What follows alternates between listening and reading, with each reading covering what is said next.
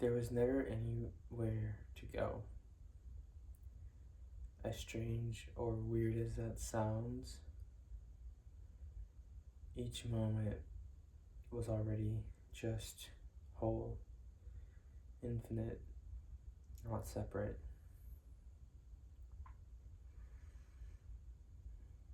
I think a lot of the time, the idea that we need to be somewhere separate is rooted in the mind. So it's rooted in thought forms, it's rooted in the belief in time, it's rooted in the belief of a fixed self that should be in one way or another.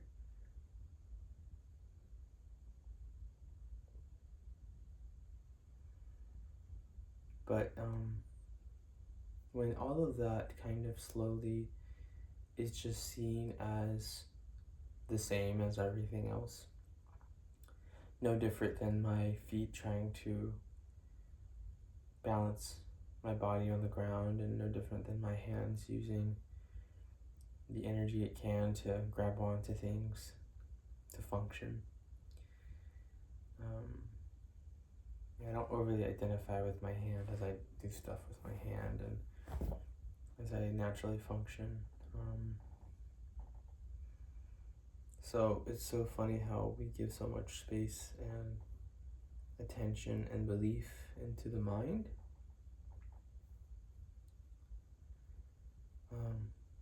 I've seen a lot of gurus and teachers from this specific field of practice saying that the mind is the greatest enemy, but I don't like that concept, because sure, in a sense it can be an enemy that can arise, but I don't think the mind is inherently an enemy. The mind is just doing what it's been conditioned to do. The mind is actually perfect.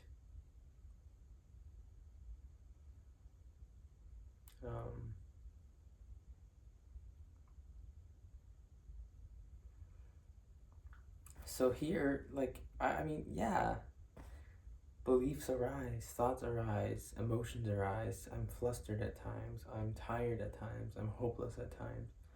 I'm having all these different appearances and arisings, whatever you call it. But now it's just seen so clearly how passing all of that was, how impermanent and how illusory the mind really is.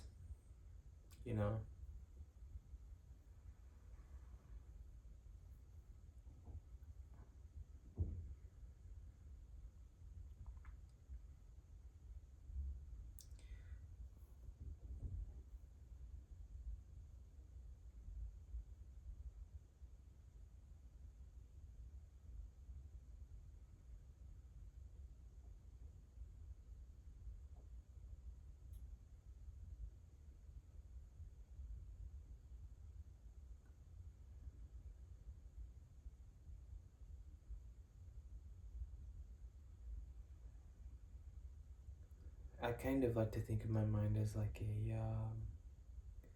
video game controller, or sort of like the coding of the video game itself, maybe.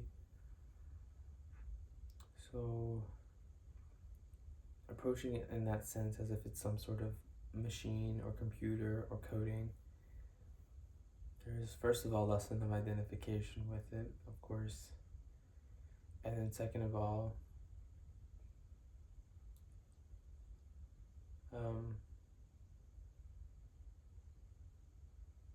there's more empathy. When things arise that are far more uncomfortable or far more, I would say, dense or illusory, I mean, it's okay. I think here there was really like this effort and this belief that if I really just quieted my mind, that I could quiet my mind through the mind, through the manipulation. But giving space to the mind really quiets the mind, because now you're like, okay, fine. You want to go? Go right ahead, babe. Do what you want. Say what you want. Let it out. And then naturally, at least here, because of that openness, because of that freedom, because of that recognition that, you know, you're already empty, so just be whatever it is.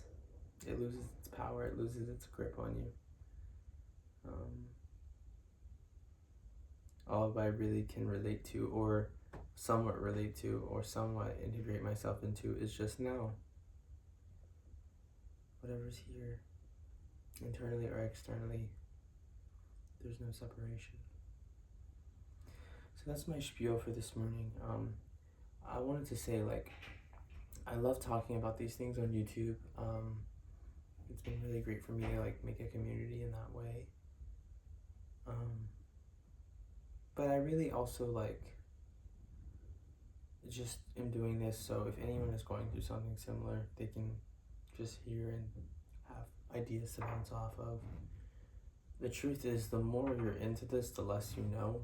I would say, like, the more I've gotten into this and really embodied this, the less I really know in general. But I'm getting used to not knowing, and it's getting more and more beautiful each day as I know less, as I know less, as I know less. So, anyways, you guys have a wonderful Wednesday, and that is all I'm here to talk about. Ciao.